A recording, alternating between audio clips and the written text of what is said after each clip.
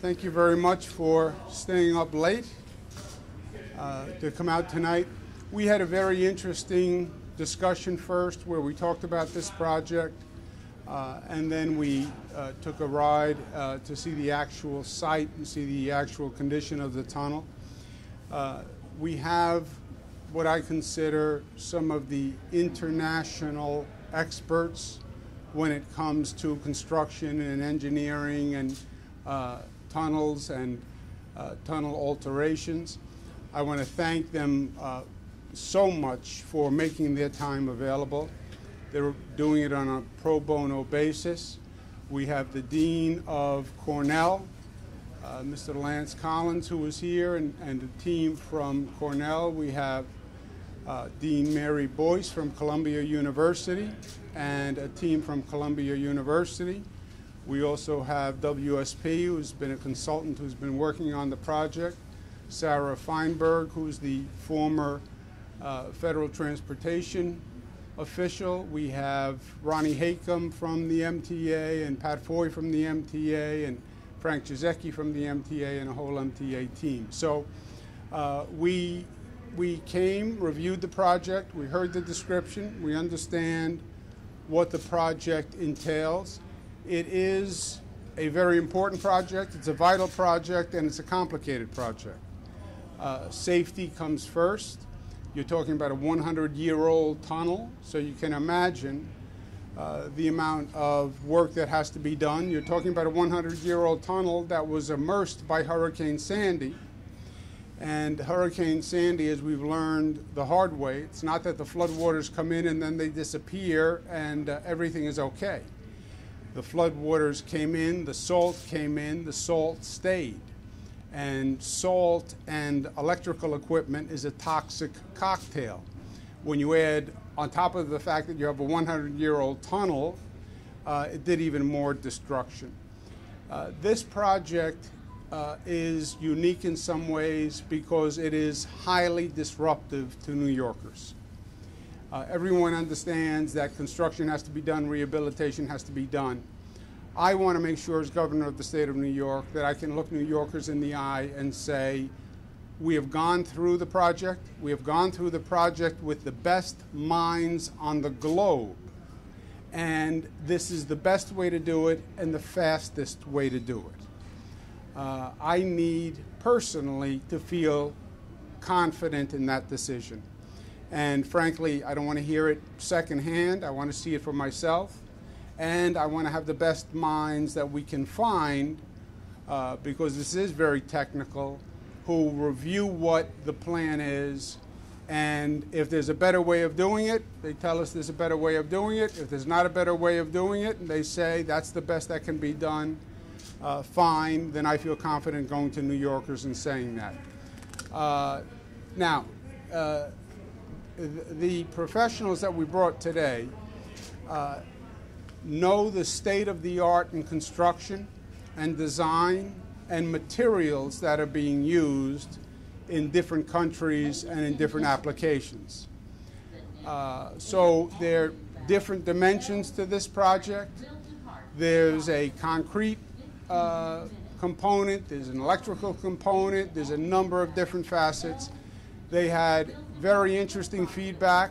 They've asked many interesting questions. They're going to need more information before they can come up with a definitive conclusion. I've asked them to, as quickly as possible, get with the MTA. Let's get all the information together so we can see what suggestions they have. And again, I just want the facts, and I want the truth, and I want New Yorkers to have the truth. I know there's a lot of concern about the project. And I want to be able to say, once again, everyone who knows how to do this has looked at it, and this is the best way and the fastest way. And I think at the end of this process that I will feel comfortable saying that, and I hope New Yorkers will feel comfortable knowing that we did everything we could to do the right project as fast as we can. No questions? Governor, if they found out that I say that anyway just to see if they say it. Yeah, I know. Go ahead. How do you get around the contracts that have been signed? Well, that's, You know, look, there'll be follow-up meetings over the next couple of weeks. One conclusion that can be reached is everything that is being done is right, and there are no suggestions. Second option is we have some minor suggestions to make that could save some time. Third suggestion is we have improvements that we can make to the system.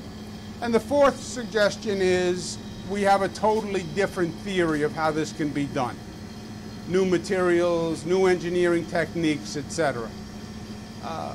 We will do it the best and the fastest way we can do it, and we will make the contract fit the recommendation.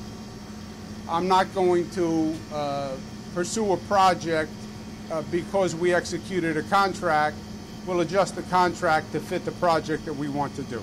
Why now, Governor, when just 4 months before the start of the scheduled start of this project? Why not 2 years ago for this?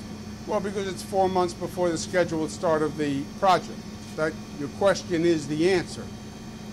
We have had this conversation for 4 years. The best way to do it, the fastest way to do it, the best way to do it, the fastest way to do it. That has been the charge for 4 years. The MTA believes their methodology is the best way to do it and the fastest way to do it.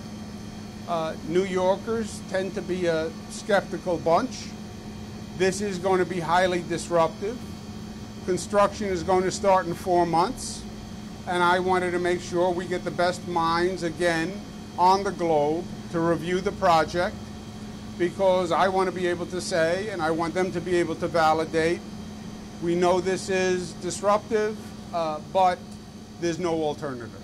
Governor, are there people telling the MTA during this process to start preparing for an L Train shutdown plan that does the work on nights and weekends? Is there any kind of prep on that the MTA is getting for doing it nights and weekends instead of the 15-month full-time shutdown? No. We are on course to do the project starting in 4 months, as discussed and laid out. This is the first time there's been a discussion of the overall project. And obviously, it's just a preliminary look today. A lot of work has to be done. A lot of research has to be done. So no, we're going ahead with the plan as planned. And again, the conclusion may be affirming the MTA's plan, and that'll be fine. How soon will you know if tonight's visit changes the scope of the project? I don't want to push our guests too hard because they're busy and they're doing this just as good citizens. But I think 2-3 weeks we would have a sense of what they see and what they think. One more, guys. Briefly describe what you saw now. We saw a very old tunnel that needed a lot of work, and we saw the problems that had been explained and the work that has to be done. You have electrical conduit that powers the trains, that powers communications, that is encased in old concrete. The concrete is cracked. When Hurricane Sandy came in, the salt water went into the concrete, sat and corroded the cables, and you need basically an entirely new electrical system, and you need to repair the concrete damage that has been done. Worse than under the railroad? Comparable. You're talking about 2 100-year-old tunnels, and it's amazing, frankly, that, think about it, these were tunnels built in the early 1900s. They're still operational. But the Hurricane Sandy damage was extensive. And again, the salt doesn't leave, and it mixes with the electrical, and that's an ongoing problem, and it has been an ongoing problem. But I would say this is comparable to Gateway. I would say it's not as bad as what we saw in the Queens Midtown Tunnel, Brooklyn Battery Tunnel, but it's bad. You know, you start with a 100-year-old tunnel, you have a problem in the first place. Okay, thank you. Thank you. Thank you to our guests. I want to thank them very much. They all rearranged schedules, and they're going to be doing a lot more work, and this is tedious work, but I can't tell you how impressed I am with their experience and their knowledge, and they bring a totally different perspective than the MTA. The MTA's perspective is, how do we replace what is broken? That's the MTA's perspective. These private sector academic individuals bring a different perspective, which is, how do we restore the functionality, as opposed to how do we replace what was. That's what I found most interesting in the conversation. The MTA's inclination is, something breaks, you repair it to the previous state. Their orientation is, how do you restore the function and the systems? And those are two very different perspectives. Thank you.